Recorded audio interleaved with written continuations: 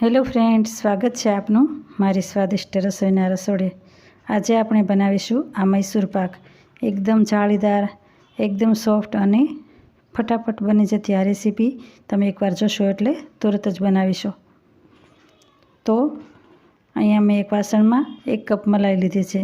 અહીંયા આપણે કપની જગ્યાએ કોઈ પણ વાસણનું માપ રાખી શકીએ। ત્યારબાદ એનાથી અડધા ભાગની ખાંડ લીધી છે, એટલે કે અડધો કપ ખાંડ લીધી છે। અને સાથે સાથે અડધો કપ મેં અહીંયા નાળિયેરનું છીણ લીધું છે, જે નાળિયેરનો પાવડર બજારમાં તૈયાર મળે છે એ જ લીધો છે। હવે આપણે એને સરસ રીતે મિક્સ કરી લઈશું।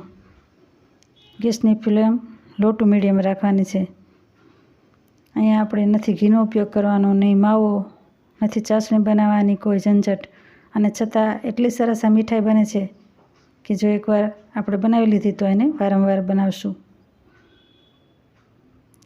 હમણાં તહેવારો આવે છે, રક્ષાબંધન, જન્માષ્ટમી, તો બહારની મીઠાઈને બદલે આ એકદમ સરસ એવી આ મીઠાઈ બને છે।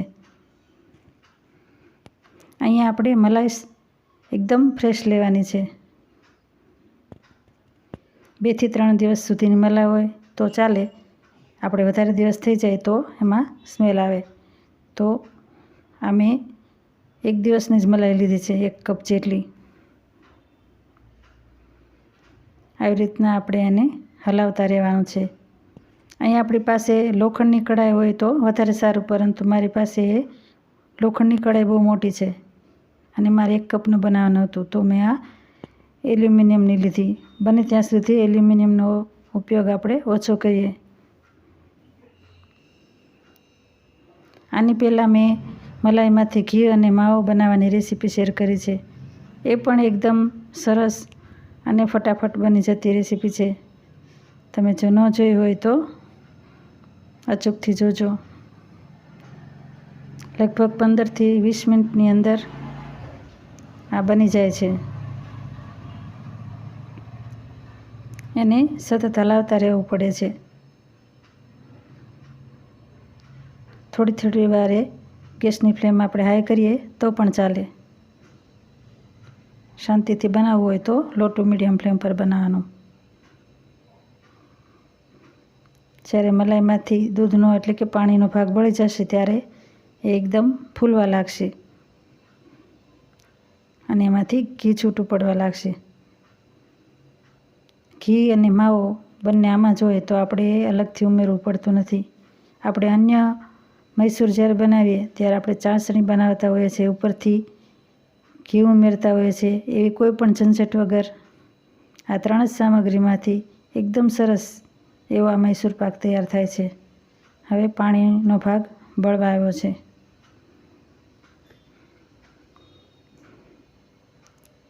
આમાં આપણે જો ટોપરું ન ઉમેરવું હોય તો આવી રીતના બનાવવાથી એ માવો અને માવાના પેંડા બની જાય।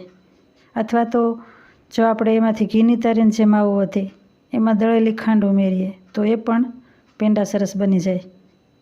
પરંતુ આપણે ઓછી મલાઈનો કરીએ તો સાવ ઓછો માવો બન્યો હોય તો એટલાના પેંડા આપણે 2-4 માંડ બને। એટલે જો પેંડા બનાવવાની રીતે બનાવતા હોઈએ તો આપણે મલાઈ ઝાઝી લેવી પડે। અહીંયા મારી પાસે 1 કપ જ મલાઈ હતી તો મેં એમાં અડધો કપ જેટલું નાળિયેરનું છીણ ઉમેરી દીધું। ન ઉમેરીએ તો પણ ચાલે, એકલો મલાઈનો પણ આ મૈસૂર પાક બનાવી શકાય।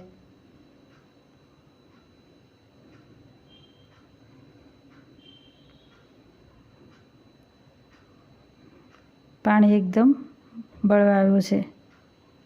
ખાંડ પણ ઓગળી જાય એટલે સહેજ એનો કલર ડાર્ક થાય।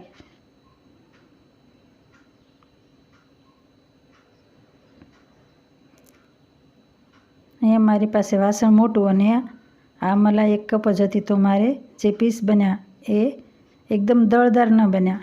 જો આપણી પાસે ઊંડું વાસણ હોય અને એકદમ સાંકડું હોય તો આપણે વધારે થરવાળું બનાવી શકીએ।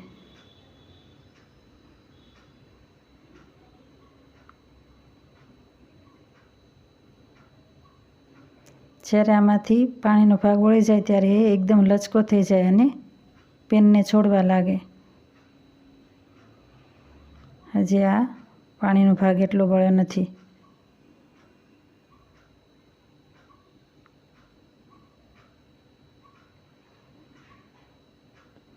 એકદમ મિશ્રણ ફૂલવા લાગે અને એ જ્યારે બનતું હોય ત્યારે જ એમાં જાળી આપણને દેખાય.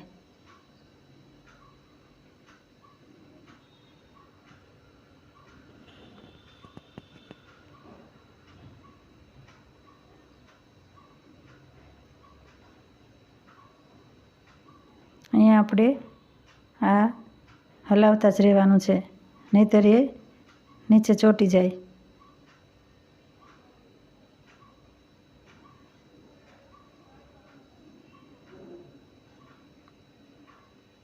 હવે પાણીનો ભાગ બળી ગયો છે.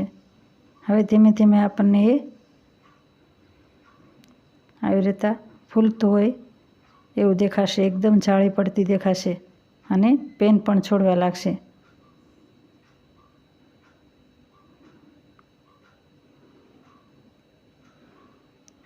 જરાક પણ આપણે ચૂક થાય તો એ તરત નીચે બેસી જાય.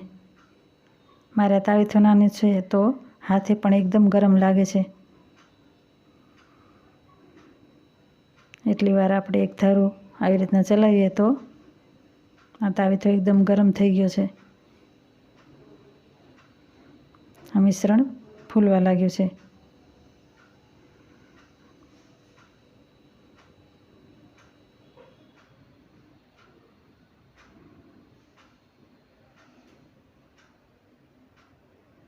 એકદમ આવી રીતના ફીણવાળું હોય. જ્યારે આપણે ઢોકળામાં ઈનો ઉમેરીએ ને કેમ એકદમ હલકું મિશ્રણ થઈ જાય એવી રીતનું આ મિશ્રણ થવા લાગ્યું છે. અને હવે આ પેન પણ છોડવા લાગ્યું છે. હજી થોડી વાર માટે રહેવા દઈશું. હજી લગભગ 2 મિનિટ જેટલો ટાઈમ લાગશે.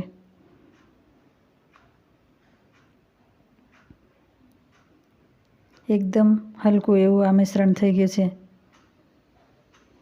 સ્વાદમાં એકદમ સરસ એવી આ મીઠાઈ બને છે.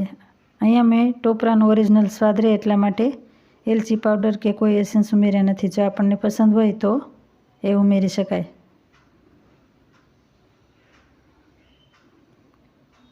આને આપણે નાળિયેરનો મૈસૂર પાક પણ કહી શકીએ.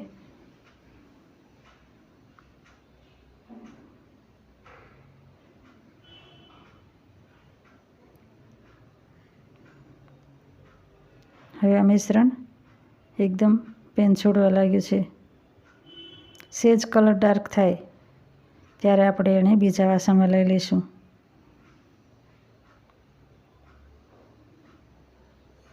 મારે ટોપરા પાક બનાવવો હતો એટલા માટે મેં તૈયારી કરી હતી, પરંતુ મલાઈ મેં છાજી એટલે કે 1 કપ જેટલી જોઈ એટલે મેં આ રેસીપી બદલાવી અને આ મૈસૂર પાક બનાવી નાખ્યો.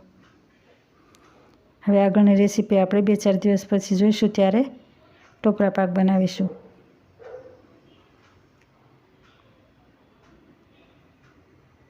હવે એકદમ પેન છોડવા લાગ્યું છે.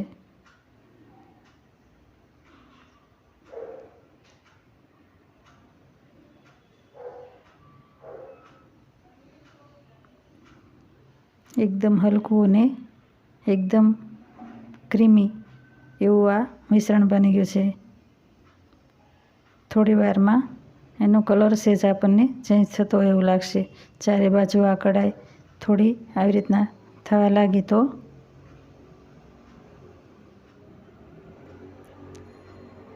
ત્યારબાદ આપણે તરત જ એને નીચે ઉતારી લેવું પડે, નહીંતર એ એકદમ લાલ થઈ જાય.